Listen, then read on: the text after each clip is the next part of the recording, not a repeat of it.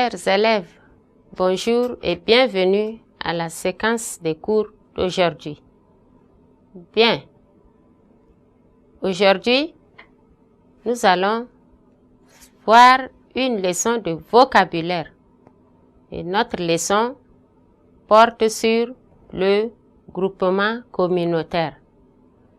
À la fin de cette leçon, vous serez capable d'expliquer les mots étudiés dans ce texte.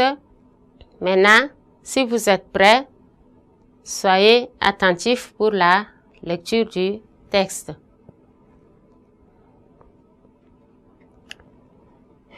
Depuis que les habitants de Miladi se sont dotés d'un forage à pompe, les activités génératrices de revenus ont prospéré.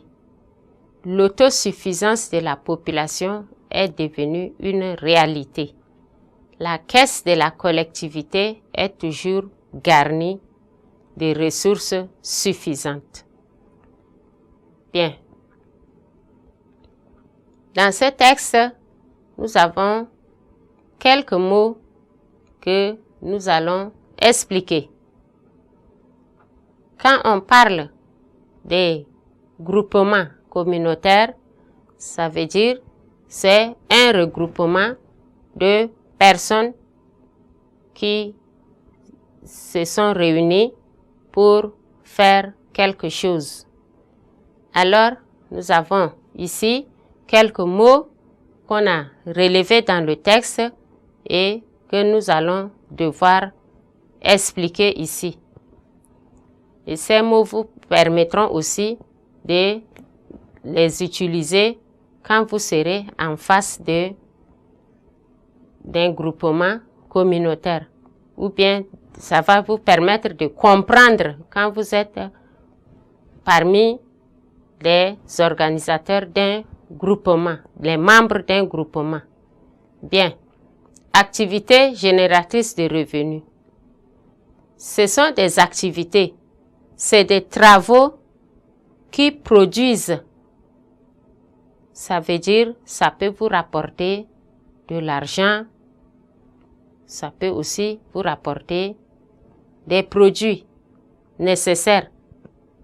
Bien, donc, ce sont des travaux que l'on fait et qui peuvent lui rapporter au moins quelque chose. Maintenant, prenons le verbe prospérer ici. Prospérer, si nous voulons l'expliquer, c'est développer, réussir en abondance. Quand on dit prospérer, c'est développer. Quand on dit telle entreprise prospère, ça veut dire elle se développe. Autosuffisance. L'autosuffisance, c'est la capacité de subvenir à ses propres besoins. Quand on dit auto-suffisance, c'est-à-dire c'est suffire à soi-même. Bien. Maintenant, la caisse de la collectivité. On parle d'une caisse de la collectivité au sein d'un groupement ou d'une association quelconque.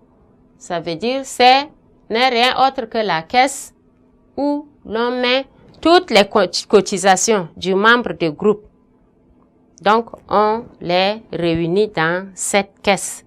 Cette caisse constitue en fait le trésor du groupe, là où ils mettent tout leur argent pour pouvoir utiliser. Et enfin, on parle de ressources. Les ressources, c'est quoi? Les ressources sont autres que les moyens. Voilà.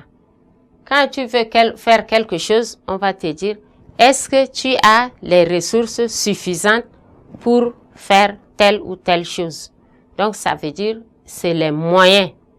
Et ces ressources-là, elles peuvent être en espèces ou en nature, c'est-à-dire, ça peut être de l'argent, ça peut être également des produits, Dans le cas précis, ça peut être les produits agricoles, comme on parle de groupement communautaire. Donc, voilà en fait les noms qui sont liés aux activités d'un groupement et que nous avons expliqué ici aujourd'hui. Donc, prenez bonne note, chers élèves, et tâchez de les employer aussi dans votre langage courant.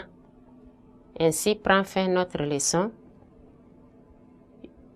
Je vous dis au revoir tout en vous souhaitant également bon repos. Merci.